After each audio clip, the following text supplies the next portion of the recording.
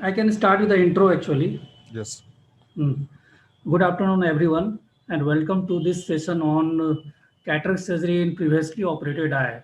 We all know that cataract occurs in those patients who have undergone some kind of surgery, like those who have suffered injury, developed cataract, operated patient of glaucoma, or patients who have undergone vitrectomy or vitreous surgery or penetrating keratoplasty or any corneal surgery or for that matter any laser vision procedures. These all patients do develop cataract in some course of time. So all these patients are different than the virgin eye, and the onset of cataract is different. The progression, the various preoperative workup that has to be looked upon is different from the normal cases. And not only that, the surgical procedures has to be adopted in a little different way than the normal one, and there are more chances of complications also. And not only that, you have to be very much, you have to always be very much vigilant in post-operative care also, because these patients do have some other problems also, like glaucoma patient, if you don't follow up, can end up in the problem, or the operated vitrectomy patient. So this course is actually going to throw some insight in how you manage these cases, how you approach these cases. So I think that we can start with the first speaker, Dr. Rajanandan. Are you there? If he's not there, then we can move ahead and with the second presenter, Dr. Sujit Kumar Misra. Sujit Kumar Misra has done his fellowship in anterior segment from Arvinda, and then he was consultant in Lotus Eye Hospital, and now working in Patna. He's joint secretary of Bihar Ophthalmological Society also. He would be taking a very important topic, that is phaco in post-LASIK and RK patients. Nowadays, many myope patients have undergone LASIK and RK. Those patients are now growing older, and these patients require cataract surgery sooner, or some maybe in years to come. So you have to approach them in a different way. So Dr. Sujit will throw some light on how you approach these patients. So Dr. Sujit, please. Thank you very much, Subhash sir, for this opportunity. I'll be talking on phaco in post, LASIK, and RK cases. I have no financial. Almost 40 million patients have undergone refractive surgery in the last 20 years and form a sizable population. And what we have to understand about patients. So we have to sensitize them about the post-operative inaccuracies in terms of refractive error. The challenges are multifold, which can be grouped into preoperative, intraoperative, and postoperative. In preoperative, biometry is the major challenge, but at the same time, operating myopic eyes have its own set of concerns, and it is very prudent to address those issues. Then these myopic eyes, there may be chances of glaucoma, so baseline IOP measurement should be there, and post-operative period also it should be taken care of. Then the status of granules should be assessed, and dry eye should be taken care of.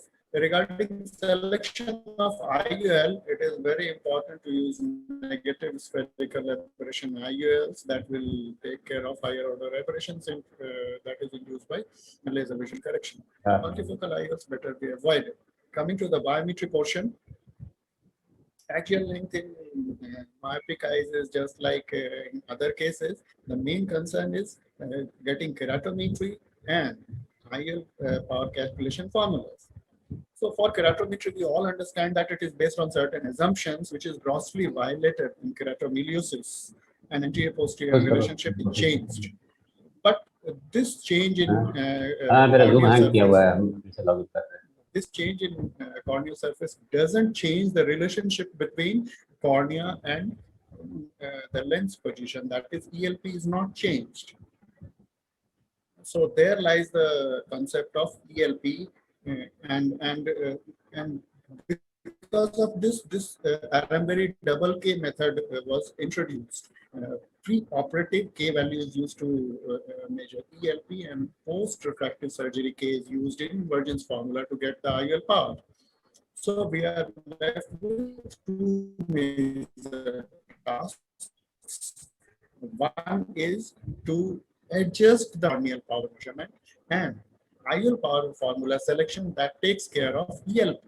A lot of formulae are there, but for measuring cornea, we can broadly classify into these groups, that is clinical history method, hard contact lens method is less accurate, so not discussed.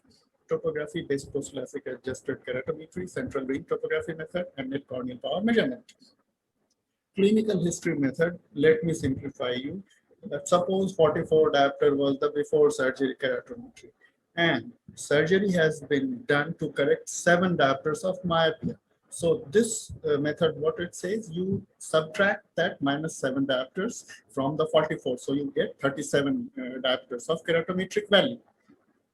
In topography-based post-LASIK adjusted keratometry, certain adjustment factors are taken into account, which is calculated by trial and hit and trial and error methods.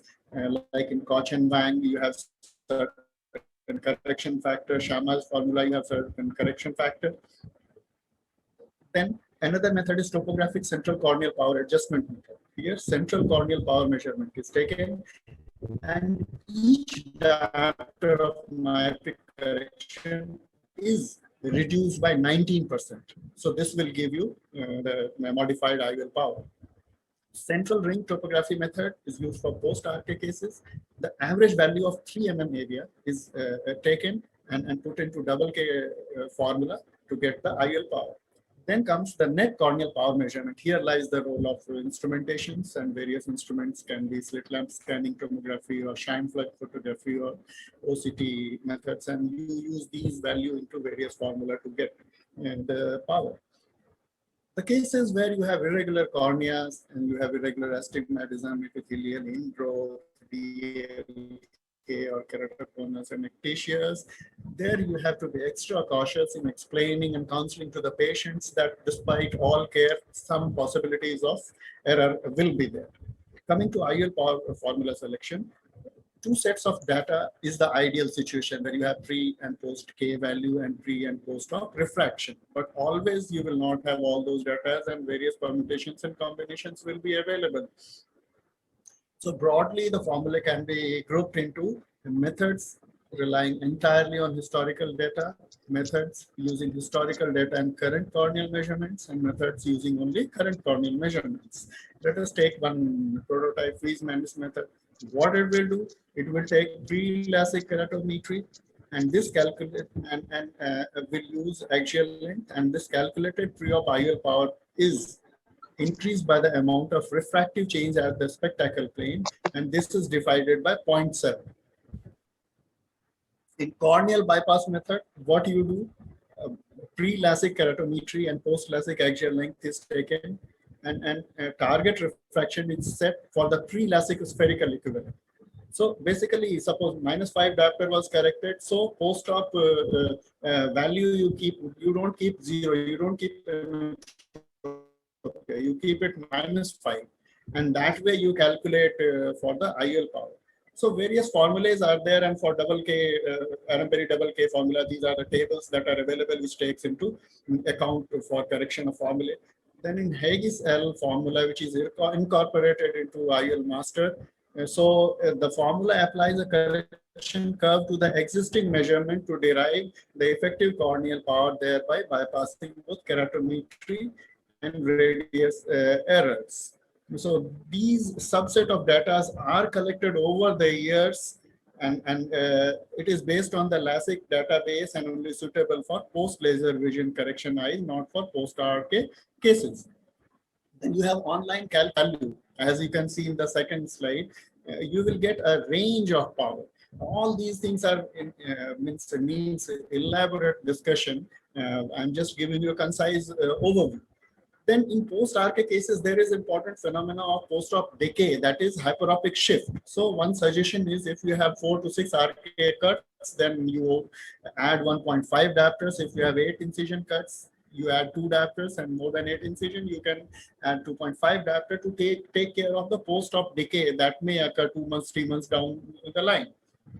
Then for high myopic eyes, you have to take care of peri and intraoperative challenges. Chances of complications are high in these cases. And then in high myopia, you may have lens iris diaphragm retropulsion syndrome. And what you have to do is to just lift the iris to relieve the reverse pupillary block that occurs in this situation. American Academy has certain recommendations for myopic eyes, like maintain viscoelastic pressure head, incision leakage should be avoided, and when you take the phacoprobe out, you inject viscoelastic before that, so the anterior chamber flutter is avoided. You see this case, multiple cuts. So what we have to take care of in these cases, that it is advisable to make sclerocorneal tunnel. Thank you, Dr. Subhash sir, for providing me with this wonderful video. You can see sclerocorneal tunnel has been fastened, and in case intraoperatively, if there is gap in any of the cuts, it's very necessary, very important to suture those gaps, so that you don't have post-operative leaks in such cases. Wonderful post-op result. You can see quite high. Here, although less cuts are there and intervening cornea is there, so we have gone for clear corneal incision in this case. And again, thanks again, Dr. Subhash sir, for this wonderful video. The surgery was completed in a routine fashion, but the problem with this case was we had some surprise post-operatively, and although we have to wait for some significant time before that fraction is stabilized, but patient was very unhappy. So we had to do lens exchange in this case and replace with the new intraocular lens. Post-operatively, the possibility of a steroid response you have to keep in mind, and then incidence of retinal detachment, development of glaucoma, all those things you have to take care of. And if later on NDI capsulotomy is needed, then it should be done with low energy. Thank you very much. Excellent presentation, Dr. Sujit. One question, how long do you wait for this lens exchange in case of RK? So 2 to 3 months time we should wait. Sir. And what is the role of artificial intelligence in IL power calculation, in particularly in current era when we are talk lot of artificial intelligence? Sir, it is immense. It is immense. Actually, Hill RBF and all, Hill RBF, which is artificial intelligence based formula. So it does pattern recognition. So because inter-tissue relationship cannot be predicted. So the only way is to create such a huge database that the machine will predict, okay, with these subset of data, this eye falls into this pattern of eye. So there is immense possibility, sir. We are entering into a new world with this artificial intelligence.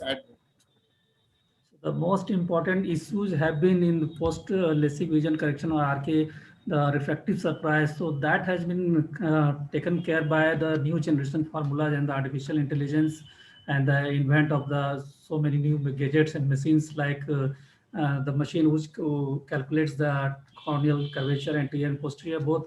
So in coming years, we are less likely to see refractive surprise. Thank you, Sujit, for a very wonderful presentation on that. Next will be Dr. Alan. Dr. Alan is a postgraduate.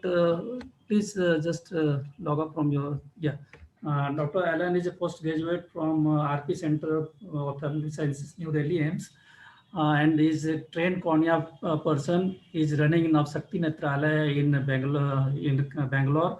He is the chairman scientific committee of the Karnataka Ophthalmological Society, a very keen teacher, very good orator, and an excellent surgeon. So we are going to hear phaco in operated keratoplasty eye, which again is a challenging situation for any cataract surgeon. So Dr. Alan. Thank you, sir. At the outset, I would like to thank the scientific committee, AOS, and Dr. Subhash Prasad sir for giving me this opportunity.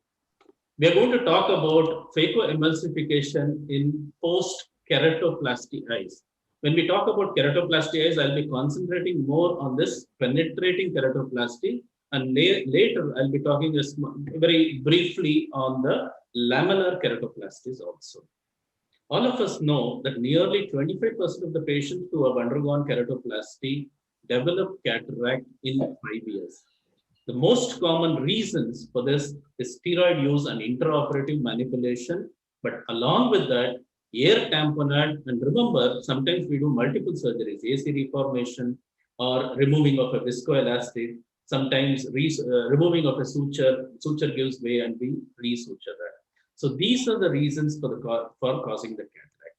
Also, inflammation, if it is more in the immediate post-operative period, such as in cases of therapeutic keratoplasty, there is more chance of developing the cataract. Now, always remember one thing, usually a cataract patient, young cataract patients, particularly after therapeutic keratoplasty, will present like this. The reason is these people ignore what is happening and then they come back with a highly intumescent narrow chamber. However, this is not the cases with optical keratoplasties wherein we have given good results. So number one, if the patient is young, how do we decide when to take up these patients? Age, inflammation, and other status is what we look at. If the patient is young, who requires good visual rehabilitation, these patients can be taken up earlier. Now also, how do we time this cataract surgery? Number one, is the vision reduced significant? Then yes, we have to operate. Now that reduction in vision, does it commensurate with the cataract? That is sorry, I'm getting some voice. Hello. Yeah. हम दो बार किए हैं, Zoom पे जाता है और कहते हम सुन रहे हैं. Rajan sir, can you mute yourself? Yes. Thank you. Timing of the cataract surgery, so it depends both. आपको हम जो भेजे थे मेल पे, उसका खोल पाइएगा. Sorry, please mute all others. Account जो भेजे थे, हम फिर से ट्राई कर रहे हैं, लेकिन. So, okay, I'll go ahead. The timing of cataract surgery is very important. Also important is this IOL power calculation. Remember, we will not be getting good keratometric values. Also, it will be highly irregular. So IOL power calculation is very important. As we go ahead, we'll talk about that. Wound construction. Though it is always said that we have to create the opening in the host side. Many times the host side is weak, so we have to decide whether it is a bicorneal or a sclerocorneal incision. Also, how do we protect the corneal endothelium? Remember, these are not normal values. This will be around 1,500 or even lesser in case of therapeutic keratoplasty, and we have to look at post-operative management. Now, first thing to consider, corneal wound has to be stable, meaning at least 6 months should have been completed after the keratoplasty, except in cases of emergencies.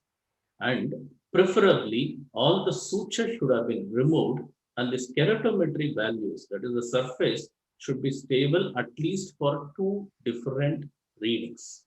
Minimum 2 different readings, 3 months apart. If the topography is normal or the keratometric value is normal, then we can go ahead with it.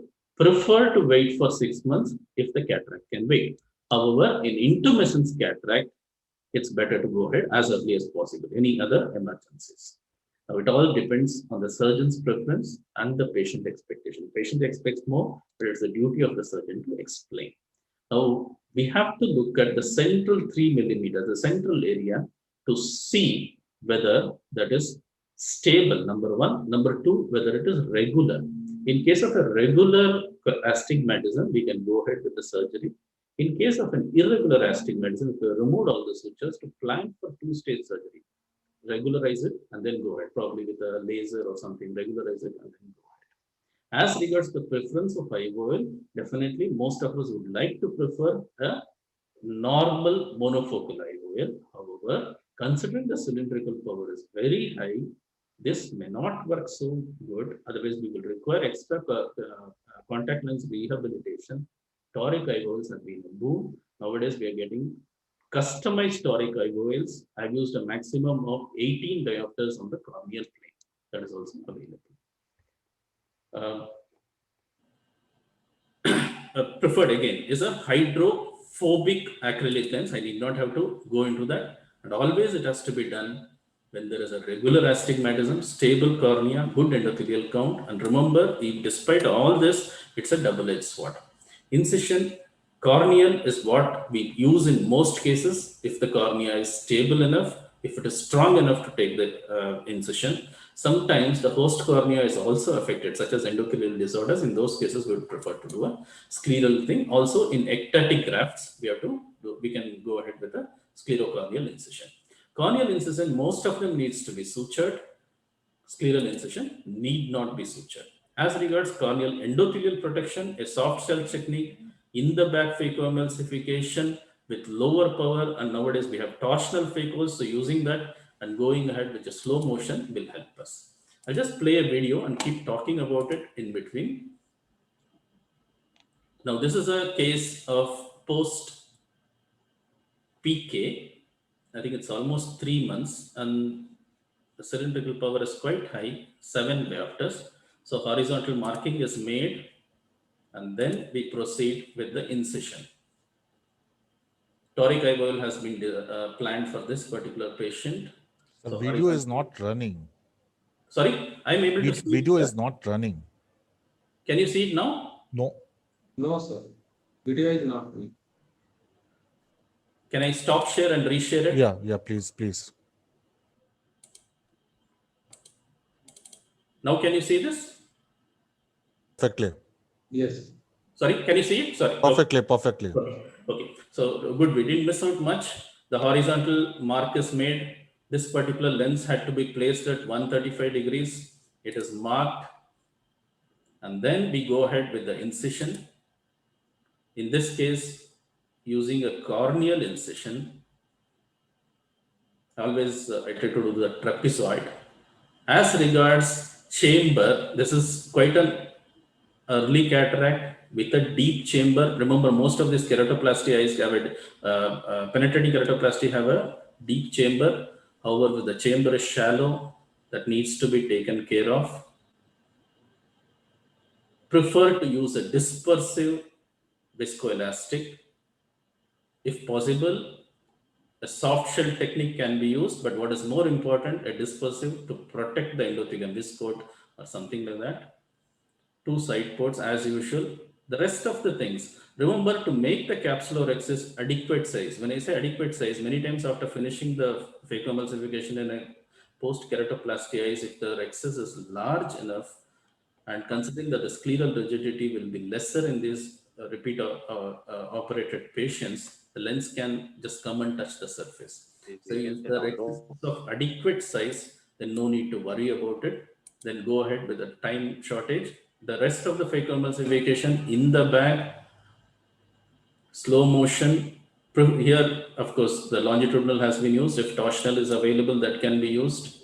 And then care is taken to deepen the chamber, inflate the bag, and then put in the lens and position it at its axis. Again, I repeat, toric lenses for only those patients where the surface is regular. If not, it's better to make the surface regular and then. Sorry, I have only 1 minute. In this case, it has been left without suturing because the cornea, you can see, is quite clear. Most keratoconus patients, it's quite good, but if it is a PBK or an ABK, then this cornea would be weak. It will definitely require suturing. I'll go back to my presentation now. Last 1 minute, I think. Share screen.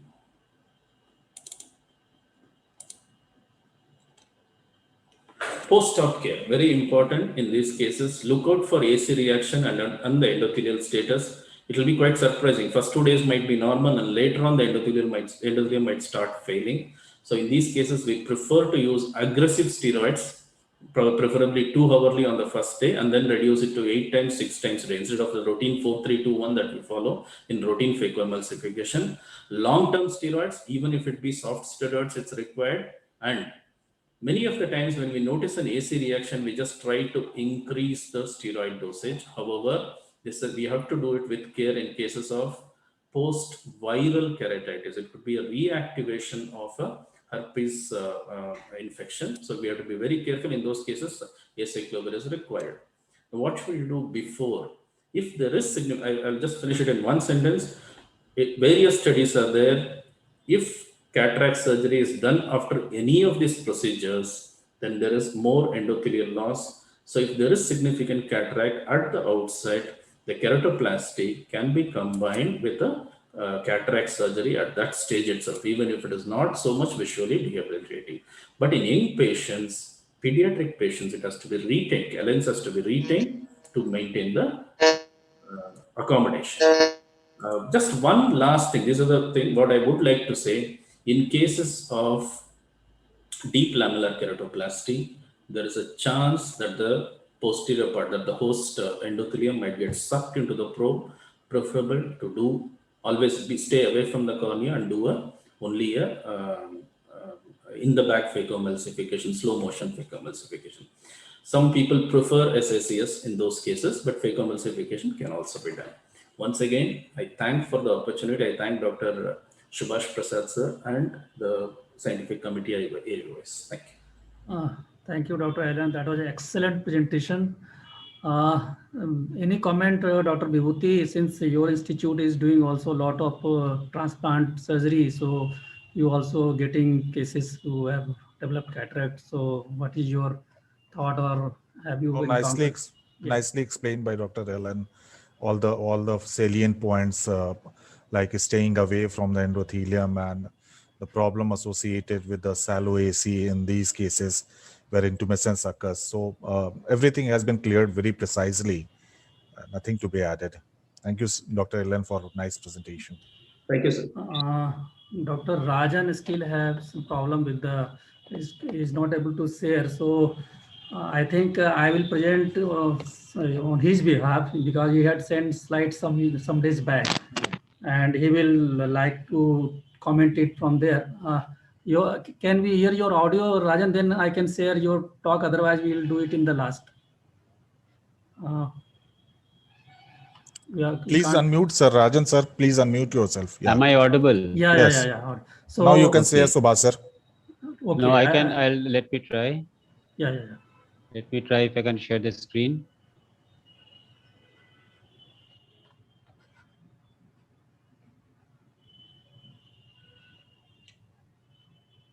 Yeah. Is my screen visible? Yeah, visible. Make it full. But before that, small intro about Dr. Rajan Anand. He is a very, we would say that he is one of the most loved seniors of our society.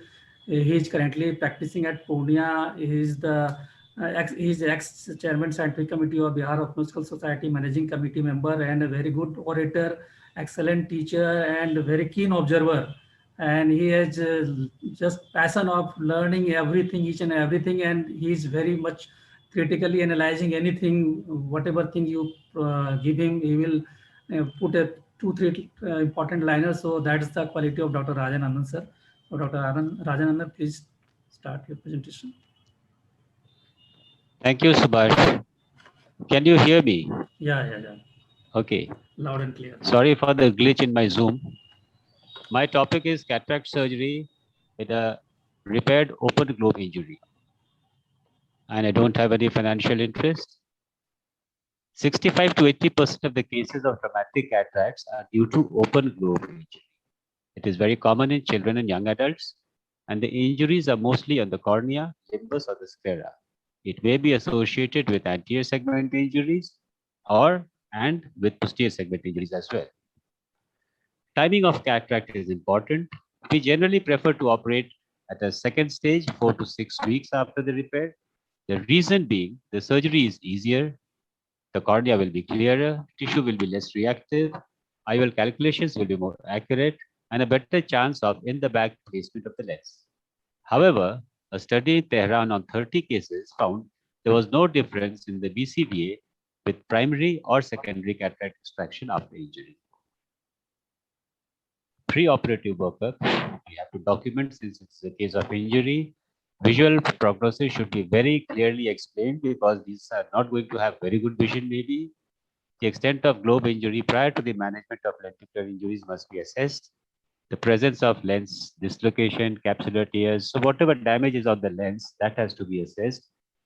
To rule out intraocular foreign body, X-ray, CT, USG, whatever is needed. And determine the type of cataract, that is cortical, nuclear, capsular, and the extent, focal or total, of the lens opacity. We also have to check for the ocular inflammation, iritis, posterior segment trauma, or lens-induced inflammation.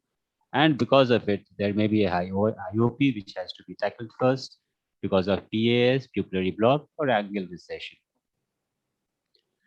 Biometry and IOL selection. The biometry in a scarred cornea is not easy, and we may not get a good biometry.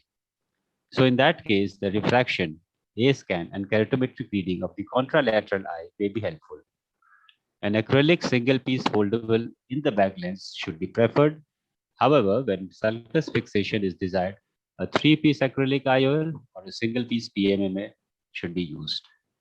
AC lens may or may not in elderly with good IOL support when there is no evidence of glaucoma and the AC is free of vitreous. Scleral fixation IOL if the surgeon is competent and the tissue allows, but no AC IOLs in children. Capsular management. Traumatic cataracts may have an intact capsule or may have a capsular rupture. So if there is an intact capsule, we do a CCC. If ruptured, cut away the tags and fashion an opening as close to a CCC that you can form. Remember, old capsular openings have fibrosed margins.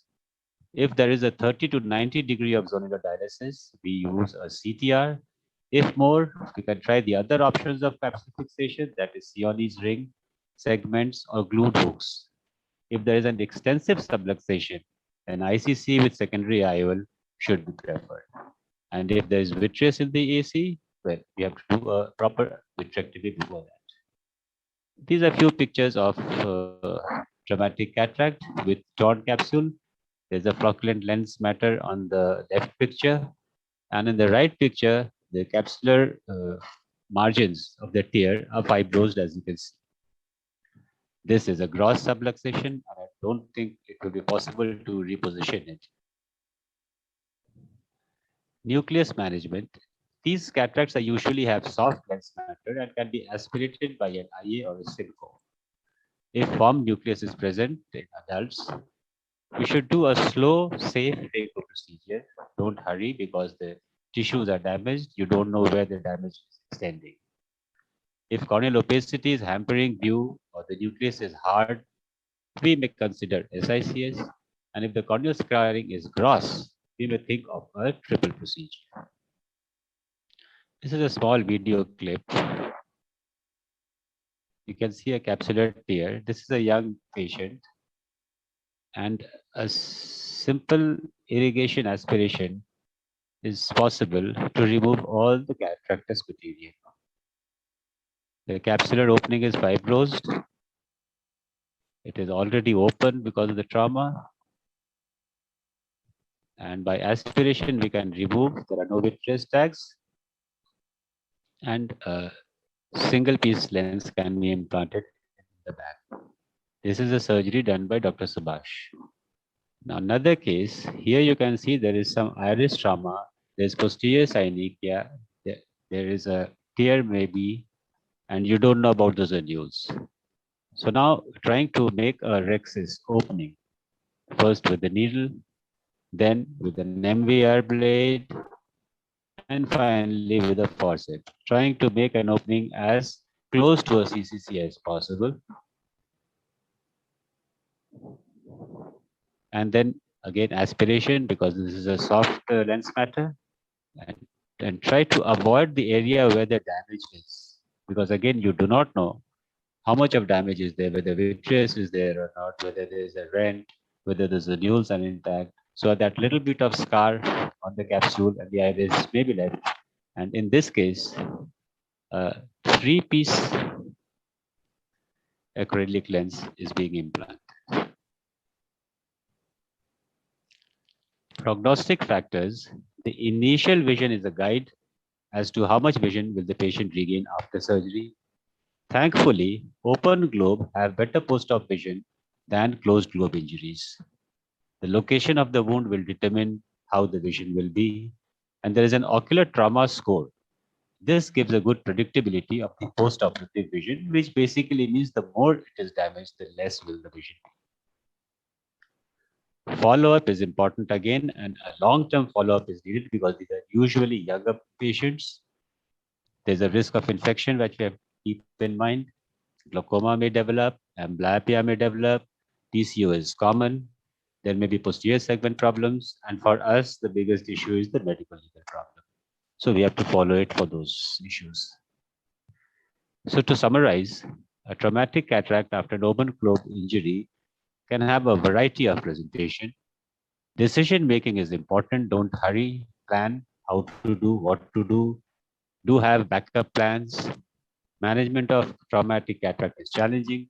The outcome depends on collateral injuries, but still, usual vision can be restored. Thank you, Dr. Subhash, for providing the pictures and videos and material for this talk, and Dr. Nazneen, who did the literature search and provided me with some study material. Thank you all for your hearing. Thank you, Dr. Rajan sir, for excellent presentation and excellent overview on managing these cases. Pediatric, generally, these are pediatric patients managing traumatic cases who have undergone some kind of surgery before and they develop cataract. How to choose the IOL, what to do, when to operate. There has been a debate on doing sequential surgery and the same stage or same sitting surgery. Dr. Rajan, there is always a debate of sequential surgery and doing surgery same sitting or same stage. So, what is your opinion? But some people will say that why to subject the patient for two surgeries? Some would say that it's better to, like you have highlighted so many points, that if you delay the surgery, you are able to properly calculate, you decrease the inflammation and everything. So, what is the general opinion in and how do you go about that? See, if you ask me, at my age, I am a defensive surgeon. And I would like to wait. Yeah. But I know people who have advocated doing a phaco through the injury wound, through the corneal or the limbal wound, at the time of repair itself. I mean, there are aggressive surgeons like that also. But as I said, you take your call. You decide what is the best in your hands for the patient. And generally, we should wait for the inflammation to subside, for the eye to settle down, and then see how much of damage is there and plan accordingly. Any input from Dr. Bibhuti, HOD, RIO? I think it's always safe to wait a bit till fibrosis of the capsule has occurred, because we don't know during the initial injury what extent of injury has occurred to the anterior capsule as well as the posterior capsule and the situation arising out of those complications. So it's always safe. Having said that, if we are sure that posterior capsule is intact, then maybe we can move ahead with a surgery if it is a very clean cut corneal open globe injury. Thank you. So next presentation is by. I want to get comment, sir. Yeah. In cases of corneal perforation, cataract, the capsular integrity has been breached, especially in the capsule, and cortical material in the AC.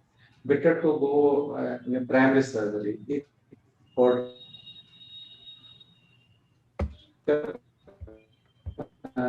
cortic capsular integrity, secondary surgery. So there are two situations. One is when there is flocculent lens material in the anterior chamber, and Yes. if you leave it, it is going to cause inflammation and glaucoma also. So in those situations, definitely one should try to do as a primary repair. But if there is just minimal fibrosis injury, of the anterior capsule, yeah. Even fibrosis of the anterior capsule, it will be difficult to perform surgery. At the primary surgery, it will be better. Moreover, the one proponent of this theory is that since most of these are babies or children, so you can prevent amblyopia to some extent if you don't delay the surgery. So thank you very much. The next presentation is again on very important topic, that is cataract surgery after glaucoma. The patient who has undergone glaucoma surgery like trabeculectomy or other procedures. We all know that the cataract and glaucoma coexist in many situations, and the cataract actually increases after trabeculectomy.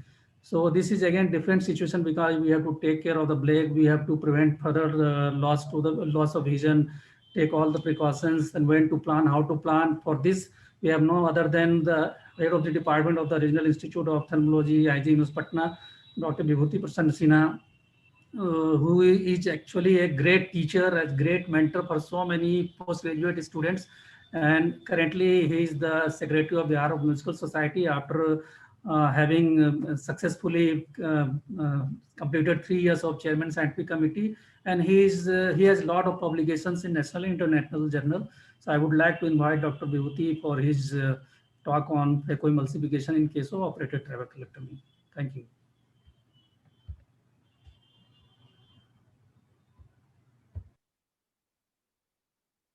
Sir, please unmute yourself. Thank you, Dr. Subhash sir, for giving me this opportunity, and AIOC, Dr.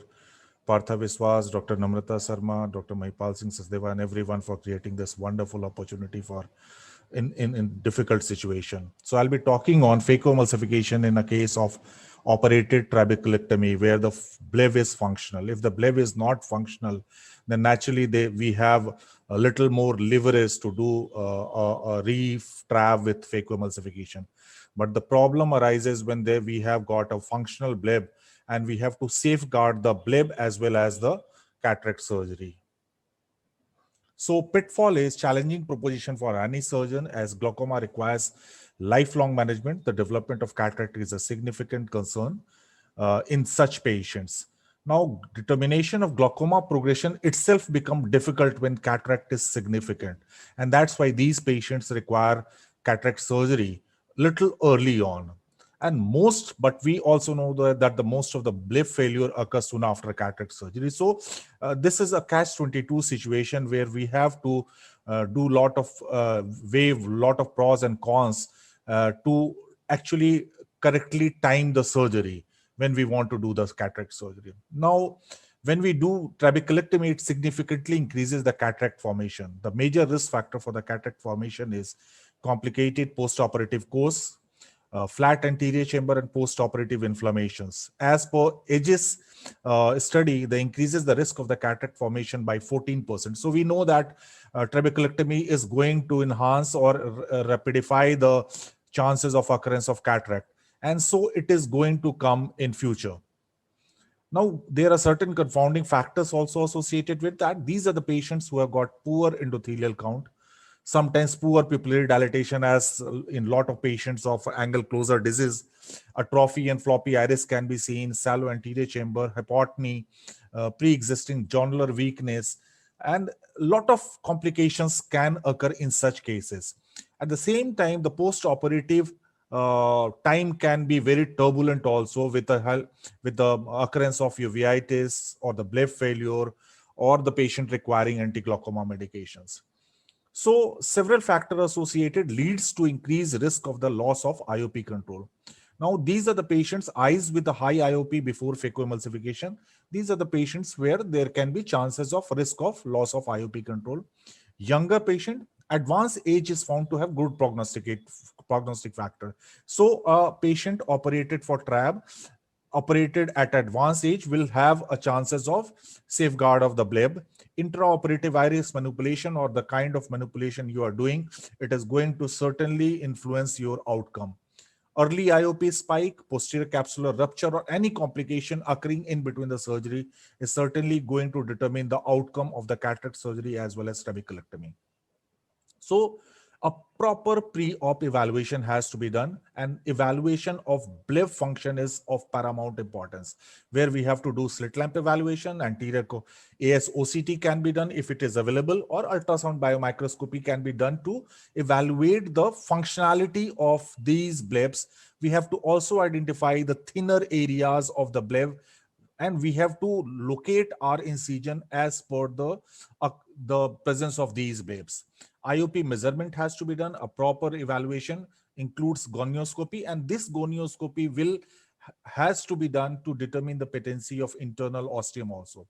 We have to also know the extent of the optic nerve damage, or the corneal endothelial cell count has to be done to safeguard our legal issues. Corneal topography, assessment of pupillary dilatation is of very important, importance. Evaluation of the type of cataract and the lens density. B-scan has to be done if it is a dense cataract to know about the posterior segment pathology, and rule out journal weakness or the pseudo exfoliations. Now, what we have to do, a preparation includes a proper pre-op evaluation. Then ideally topical anesthesia should be used. We know that retrobulbar anesthesia has not to be used since it can lead to failure of bleb or high IOP in the post-operative period. If required, we can go ahead with the peribulbar or subtenance may be used. Now, when we are going to place a speculum, try to use speculum like this one, which is having the plate to safeguard the bleb itself. Or when you place these speculum, try to be very gentle, and it should be under proper observation, and otherwise it can damage the bleb itself. Like in this case, incision has to be clear corneal, and incision need to be placed little away from the functional bleb. Sorry, this is not working. So clear corneal incision should be made, and it should be placed little away from, like in this case, if the bleb is here, we need to move from the temporal side, and the bleb main incision or the side port incision can be placed up to this mark, so as to not to damage the functional bleb. To counter the pupillary miosis, injection of the high molecular viscoelastic agent has to be performed, to be used. Dye has to be used to give a proper appearance or the proper visualization of the anterior capsule, so that we can create a proper capsulorhexis. Irrigating fluid, chilled balanced salt solution, so as to protect the endothelium has to be used. Now, hydrodissection and hydrodelineation has to be in a proper way, so as to not to damage or not to create undue pressure into the anterior chamber. Always try to do most of the maneuvers from the main port rather than from the side port, as it is going to increase the pressure, intraocular pressure, and that can damage the bleb itself. The nuclear management has to be like low bottle height has to be kept, and the low vacuum setting has to be used, since these are the patients in which high flow can damage the bleb itself. Number two is, if we are using phacoemulsification, these are the patients where the anterior chamber is little shallow, but we have to try to keep ourselves into the bag rather than into the anterior chamber, since it can damage the corneal endothelium also. IOL insertion has to be in the bag implantation. A square edge single piece foldable acrylic IOL is best. Monofocal aspheric IOL gives gain popularity. In cases of PCR, we have to use this multi-piece hydrophilic acrylic IOLs. So at the end of the surgery, we have to do the proper cleaning of the viscoelastic material, and we need to see the bleb function by injecting BSS into the anterior chamber. Remember, we can use the trypan blue to evaluate the bleb also at the end of the surgery. If there is any leakage into the bleb, that need to repair at the point of at the time of surgery itself. If it is a micro kind of leak, sometimes you can put the BSCL for on the bleb, and it will help you in restructure or the formation of the anterior chamber, and the bleb itself will heal. But if it is a large leak, then you may need to repair by bringing in conjunctiva from the other side.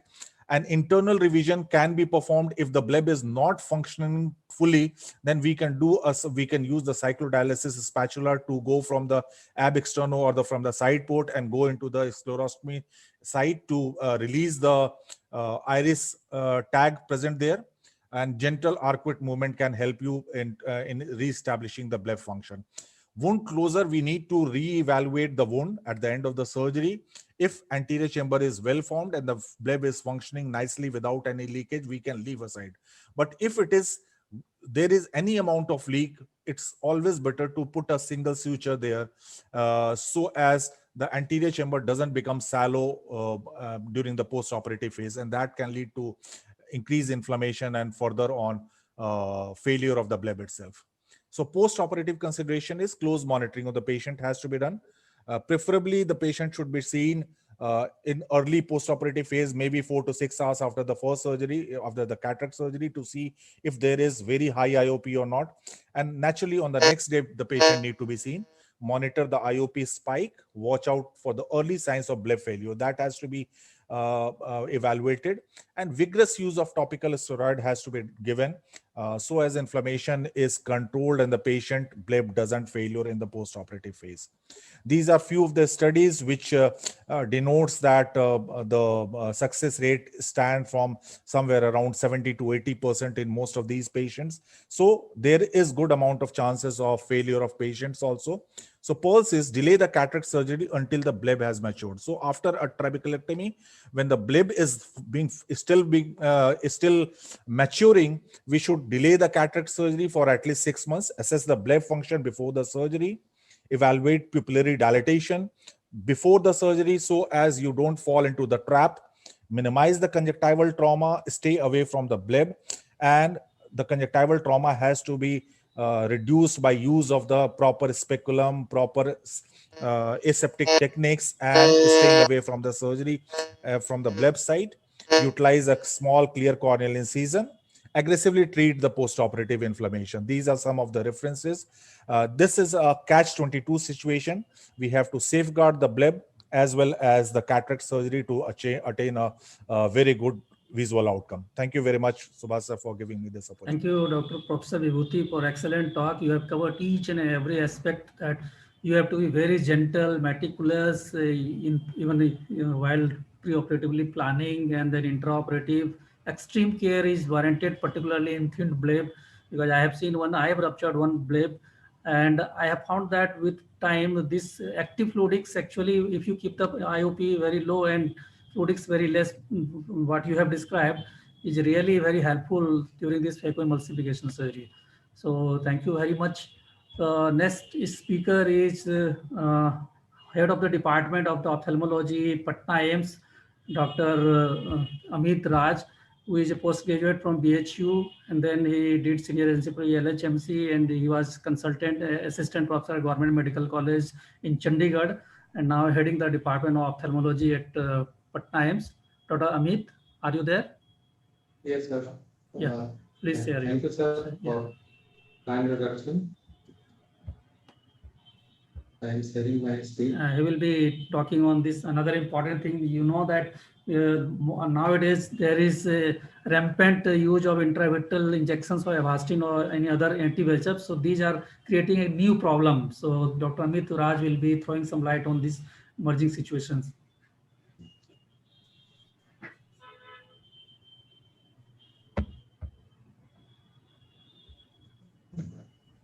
So at the outset, I am thankful to Dr. Subhash Prasad sir for making me part of this IC. So coming to my topic, phacoimposed intravitreal injection cataract. There is paradigm shift in the management of common retinal diseases, diabetic retinopathy, CRPO, hypertensive retinopathy, and ARMD. Use of intravitreal injection has increased, and it has led to, it is one of the most common procedure, intraocular procedure worldwide.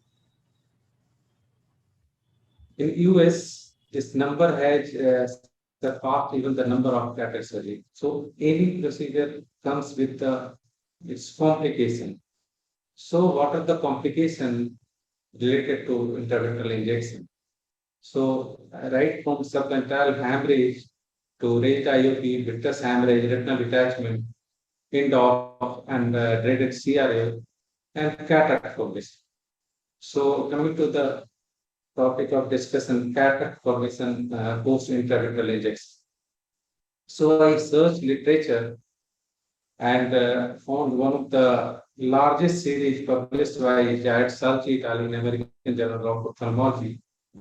They have studied around 63,000 cases of cataract surgery, and out of which they found in 1,035 cases there was history of intravitreal injection.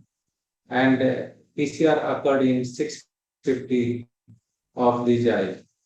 After logistic regression, it was found that there was increased risk of PCR in eye who had received intravitreal injection. Second study that has been just recently published in Current Eye Research. In this study, again, out of 10,327 cataract surgery, there was history of 300 in 308 eye. There was history of intravital injection, and out of in 2.6% cases there was PCR, while only 0.5% PCR occurred in cases who did not receive injection. So coming to the mechanism, how this cataract develops. So one of the most important common mechanism for it, whether it is site of the injection or quadrant of injection, site is not properly followed. Patient may be uncooperative, and so basically one should immobilize the eye wall by giving injection. There may be inadvertent jonular trauma. It may be directly in jonular trauma, or maybe due to deformation of eye wall during injection, it can hit the lens, or there may be direct posterior lens capsular puncture. It also depends on the type of injection, whether anti-VEGF has been given, or intravitreal triamcinolone has given, or dexamethasone. In intravitreal triamcinolone, there was found that around 50% of cases there is cataract formation. So, what precautions one should take while giving intravitreal injection? So, first one should consider taking the status of the patient, whether patient is phakic or aphakic or pseudophakic. In phakic patient, one should give injection 4 millimeter away from the limbus, or in pseudophakic and aphakic patient, it should be given 3 to 3.5 millimeter away from it. Which gauge of needle should be used? Ideally, one should use 30 gauge 0.5 inch needle, because pain due to intravitreal injection is less, and chances of again due to short length of needle, chances of hitting the lens is very low. Direction of needle is also very important. Direction of needle should be towards the middle vitreous or towards the posterior pole. And always one should give injection slowly, otherwise there is chances of opening of the needle from the injection, and it can hit the lens also. So how we will know there is PC defect preoperatively? That is very important. So one should take thorough history and detailed ocular examination. Pupil should be dilated, and on slit lamp, if we see on retroillumination, there can be lid drag, or in the directly in the cataractous lens also, or there may be loss of convexity of entire lens capsule. One can take diagnostic modality for helping in these cases, and UVM is one of the important modality that can help in this condition. In cases where there is dense cataract, one can use V-scan ultrasonography, and if there is ability of intersegment OCT, it can be helpful in localizing the effect in PC, and in some cases one can use sample imaging, pentacam. So another study again in which all the three modalities, intersegment OCT, sample imaging, and UVM was compared, and it was found that sensitivity and specificity of UVM is better than intersegment OCT and sample imaging. So what are the key issues in the management of these cases? As there is PC defect, is always increased risk of nucleus drops. So there should be VR setup, or there should be assistance of VR surgeon.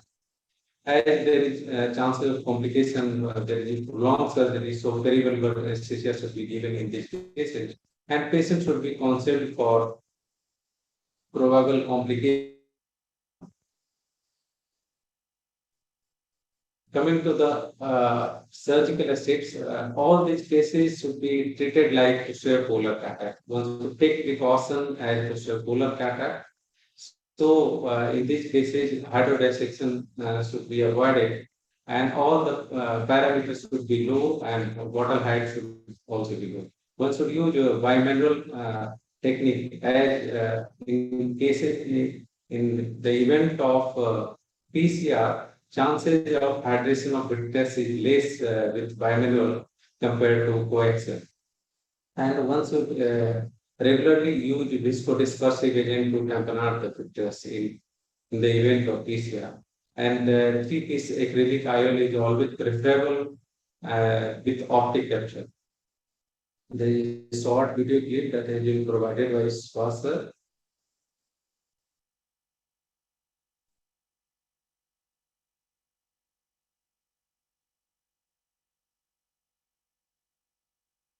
Hydrodelineation being plus and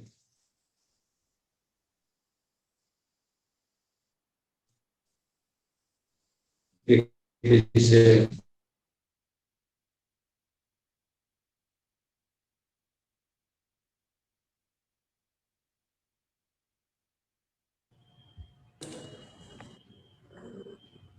moving the Dr. Amit, relation code. you can put off the video for yourself when you're playing the video. Your video, that is.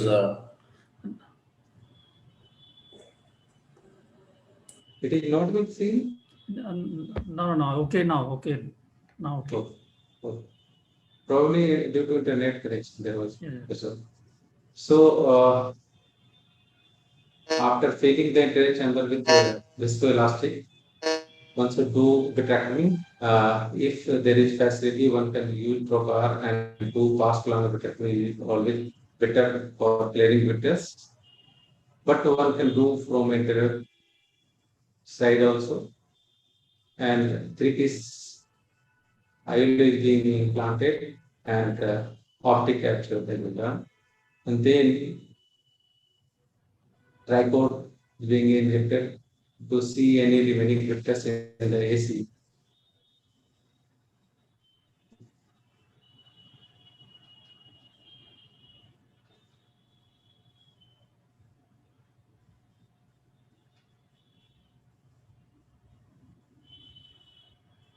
So that's how surgery complete. So to summarize, large number of patients are benefiting from intravitreal injections. Adequate precautions should be taken while giving intravitreal injection. A small percentage of them may end up with iatrogenic capsular damage and traumatic cataracts. Preoperative use of imaging modality can be very useful to detect or confirm PC defect. Meticulous pre-op evaluation and proper surgical approach enhance surgical results in these cases. Thank you very much for participating.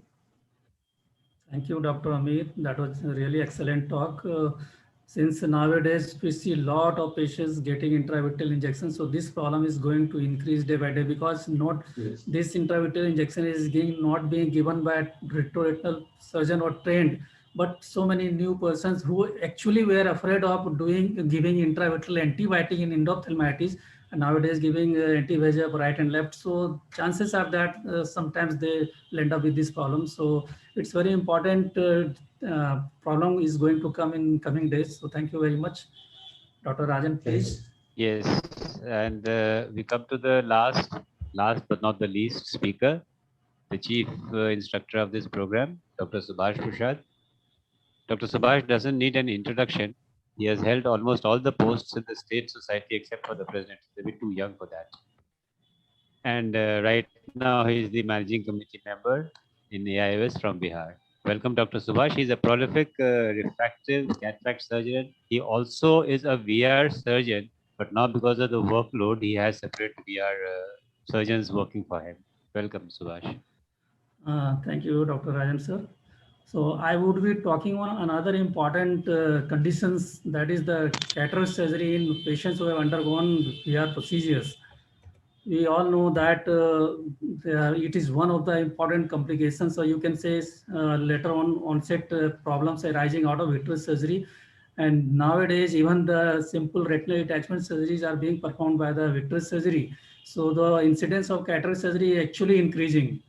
And actually, patients who were earlier used to be just left because of the prognosis now are being taken up even the early stages. So more and more number of vitrectomy are being performed. So the more chances of patients coming with the cataract. So what are the risk factors? The patient who are old, Subhash there sir, please Please don't share your deprive screen, us sir. of your is slides. it Please don't not? deprive us of your No, slides. it is not being shared. Okay, Please share okay. screen. I thought it's going, not sure.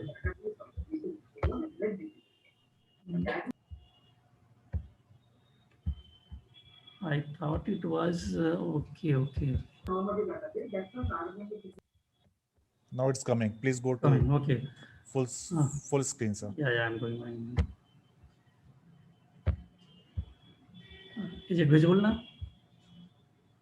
Hello? Yes, sir. Yes, sir. sir. Yes, Yeah, sir. yeah, Please go yeah. ahead. So what are the patients who are more likely to develop? Patients who are old, if there is any intraoperative lens touch, or patient who have been injected silicone oil, or use of intraocular gas tamponade, post-vitrectomy uveitis, and many patients receive steroid for longer periods. So they generally develop more and more rapidly cataract. If the patient is a children or the younger age group, generally they develop posterior subcapsular cataract, but adults, they do end up with nuclear cataract more and more. So if you find that some of the patient, any patient who has undergone surgery and rapidly developed cataract, then most likely has been lens touch during the surgery. So these patients are more likely to develop problem during cataract surgery also. So what are the challenges when we are planning to do cataract surgery in these patients? Most often the conjunctiva and episcleral is scarred, so making a scleral tunnel won't be a very good option here. These patients may have low endothelial cell count because of the silicone oil injection, which may sometimes come into the anterior chamber. There will always be deep anterior chamber if there is no vitreous support. Even with the patient with silicone oil, there is a deep anterior chamber, and you can find silicone oil bubbles in the anterior chamber also. Compromised zonule is another problem, particularly if the patient has undergone retinal detachment surgery with vitreous base excision, then there are more chances that the patient will have some compromised zonules. These patients do develop a small pupil during surgery, they don't dilate much, and many of the patients, they come with very hard cataract. And the chances of posterior capsular plaque is also high because of the silicone oil injection. It causes some changes in the actually healing process or metaplasia of the posterior capsule and leads to posterior capsule plaque. And there can be anterior capsular fibrosis also. If there is scleral buckling also, the scleral rigidities goes down further. So there can be silicone oil in the vitreous cavity, which is again a problem not only for surgery but for biometry also. And these patients generally have reduced visual potential. So not only the surgery but counseling before the surgery and after on, giving him more chair time is also very important. So several preoperative, intraoperative, and postoperative precautions or care has to be taken. That is more than the normal cataract surgery. So detailed patient history has to be taken, whether the patient has undergone retinal detachment surgery, just macular hole surgery. That gives some clue that probably vitreous base has been disturbed. Also, this jonular dialysis is going to be more or not. Preoperative examination has to be carefully done in slit lamp and indirect ophthalmoscopy. In slit lamp, just carefully look at the posterior capsule or any jonular dehiscence. Sometimes you take up the patient and you find jonular dehiscence on the table because it doesn't dilate too much. So you should be ready for any surprises also. And in advanced cataract, you do B scan, but again, B scan is a problem here. If you have silicone oil, the B scan doesn't tell very too correctly many times. The biometry is important issue when there is silicone oil in situ. But if there is no silicone oil, you can go ahead with the usual or normal biometry. If there is silicone oil with ultrasound, it is always going to give false increase in axial length, and because of that you will have IOL which is lesser than what is required. So you will have hyperopic surprise after the surgery. So it's always better to do optical biometry in these patients. If you are not very much sure about the IOL power, if the ultrasound, you can just multiply the axial length of the eye with 0.71. That will give that will give actual or nearly true assessment of the axial length. If there is phaco without silicone oil, then Then if you are doing ultrasound and you don't have biometry, then you can implant a lens where phaco without silicone removal. If you are going to keep the silicone oil there in the eye without removing it during the surgery, then you can implant a lens where you have to give little higher power so that it prevents any myopic shift. But the newer generation swept source machines has actually changed the way the biometry is calculated. Even in the silicone oil filled eye, this patient has undergone the pars plana vitrectomy for retinal detachment surgery and has silicone oil inside. And you can see that there is silicone oil mode in the IOLMaster 700, which is giving power of 20 diopter. And post-operatively, when the patient was implanted this lens of 20 diopter, there was just minus 0.25 diopter of the spherical surprise. So it is nothing. So these optical biometer are giving very good results. What are the special problems during anesthesia, during the surgery? Anesthesia, if you think that the surgery is going to last a little longer, you have to give peribulbar injection. Otherwise, topical is good enough. But sometimes because there is stretching of the iris lens diaphragm, there will be pain. So intracameral lignocaine is suggested. Surgery in this patient required extra care in form of maintaining the anterior chamber, because you will always have very deep anterior chamber. So always have to keep the bottle height very low, or you can use active fluidics.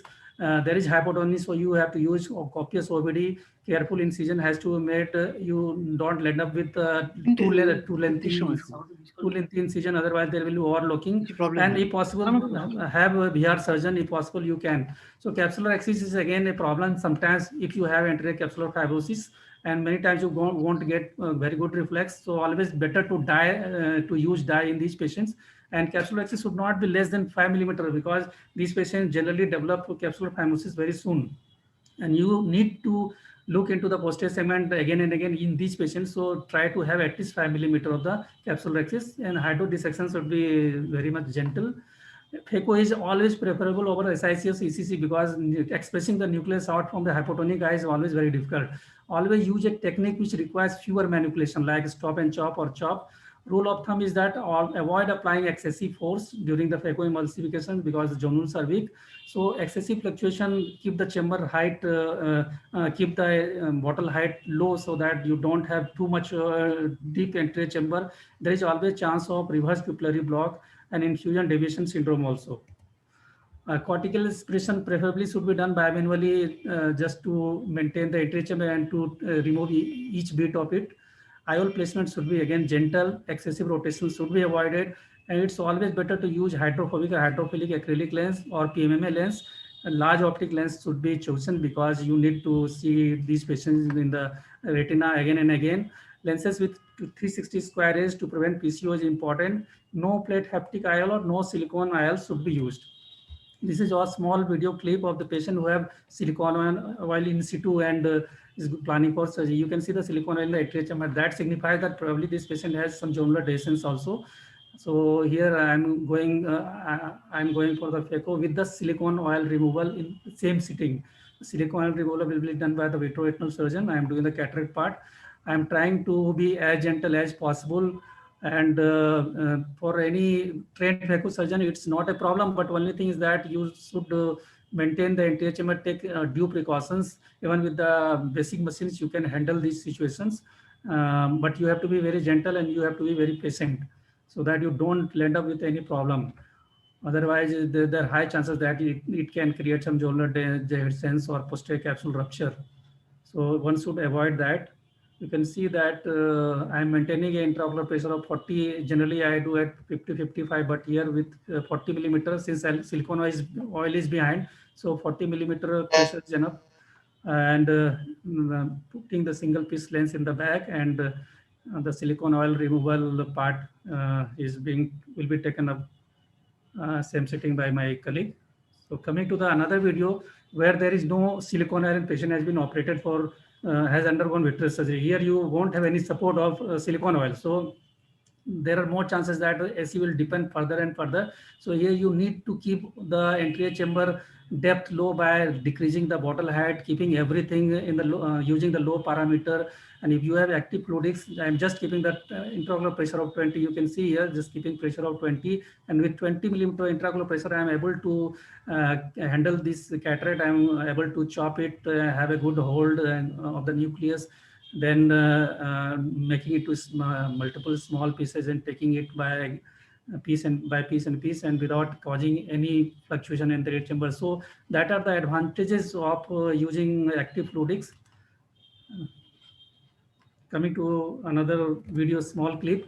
Here there is pre-existing PCD because this patient complained that after surgery is decreased his vision very fast. So it gave me clue that he has some posterior capsule touch during the surgery and patient is going to end up in the problem. So here I keeping finger crossed. I'm not doing hydro dissection. I'm just mechanically separating the part of the nucleus from the entry capsule and doing the surgery very slowly, but at the end there will be a small piece which will be going into the vitreous cavity. Since there is no vitreous, you can see that the nucleus has fallen. You will see that the nucleus is falling so fast. And this part was managed by my vitreoretinal colleague. So you can see that the nucleus is going down and down. So these are the problems which one has to be prepared for. Post-operatively care, there is more chances of inflammation, more chances of posterior synechia, secondary glaucoma. So one has to do very meticulous post-operative care also. You can see the IOL capture. The patient was put to the prone position because of some air was injected after removing the silicone oil. You can see that some silicone oil has come even after silicone removal. There may be some bit of silicone oil there in the entry chamber. So just to conclude, you have to be extra cautious in handling these patients. Plan your surgery in advance. You should have a proper biometry if there is silicone oil in the C2. You should have standby gadgets like sulcus IOL, CTR, hooks and rings, and you have to use good viscoelastic. Slow motion phaco has to be adopted, never be in a hurry. And these patients require regular follow-up and long-term follow-up. So thank you very much.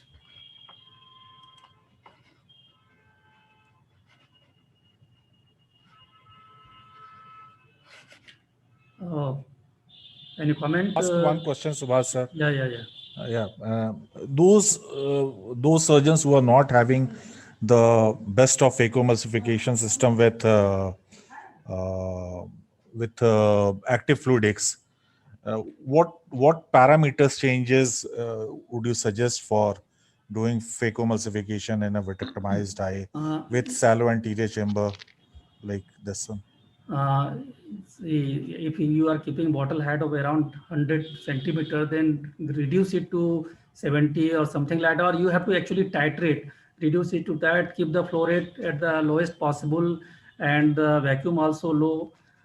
This will increase your surgical time, but you will have a better chamber stability. Actually, one has to judge the moment you go inside the anterior chamber with the irrigation on, you see how much the thing is going down and how much the lens iris diaphragm is getting pushed below. If it is with that bottle head also happening, then you have to look two things. Either your incision is very tight or your bottle height is very high. So incision should also be very good, that it is not compressing the irrigation also. At the same time, bottle height, you have to take into account two parts also. And making the incision, side point incision, one important tip is that while I am doing surgery, I make the side port incision very small, just enough to negotiate the chopper and don't allow too much of the fluid to come out. Otherwise, again, there is problem of chamber stability, and you can later on increase the incision side once you are using the bimanual irrigation aspiration. So while doing the phaco, just make a small side port incision. That is another important tip here, and use copious amount of visco in between. So during the irrigation and aspiration of cortex, as there is vitreous is not there posteriorly. So what precaution one should take while doing irrigation and aspiration of cortex? Again, you have to be little gentle and pull the cortex in the center before you aspirate, and always keep the port of the aspiration facing towards you. Never go behind, because suddenly And the main problem is the too much fluctuation in the anterior chamber. Suddenly, if there is vacuum, you are pulling the cortex and there is a break in the vacuum, the capsule will try to come up. So in that situation, one has to be very much careful. Everything, the essence is that you go slow and slow. Can I ask one question to And Dr. Ellen? again, there in the cortex, you inject visco and then aspirate part and then replace it with visco. That is another thing. Can I ask one question to Dr. Ellen? Dr. Ellen,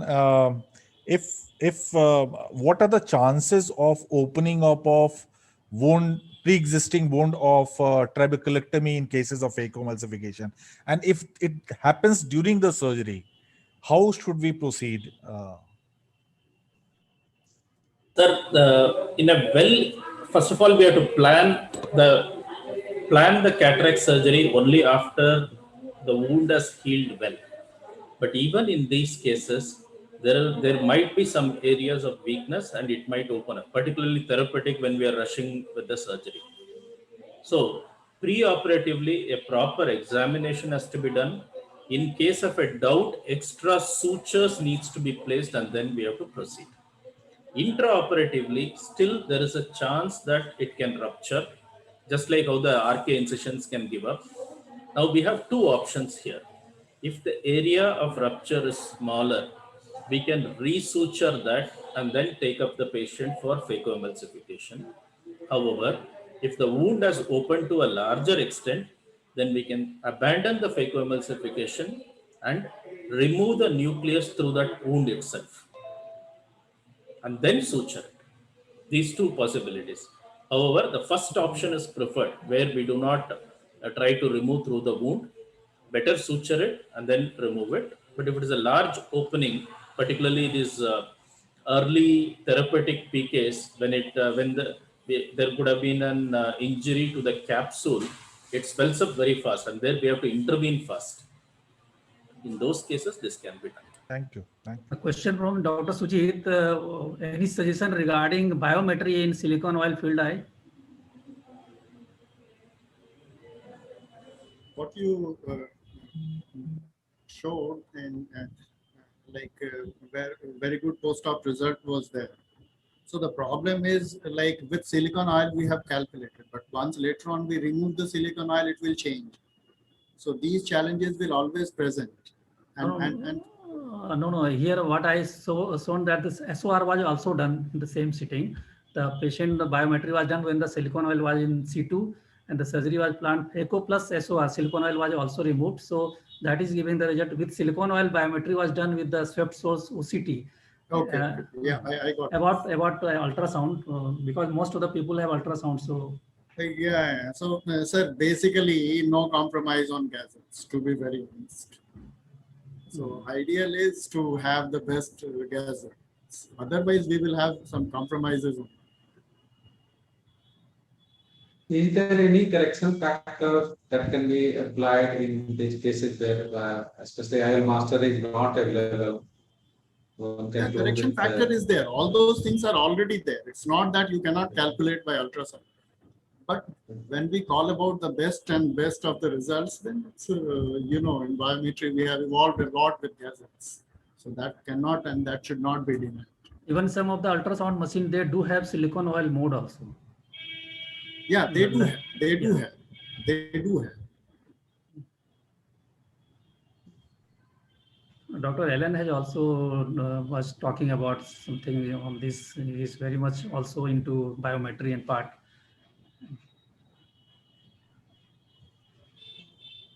Sir, in case of lower scleral rigidity with RK or even post PK, sometimes we can the scleral rigidity is low. What is your thing with vitreous surgeries? Even with your RK part, if there is dense cataract and all those things, RK or PK part. No. You depend a lot on ultrasound in the case where there is dense cataract with PK and scarring. So that is also giving a lot of surprises. So is there any ways just to overcome?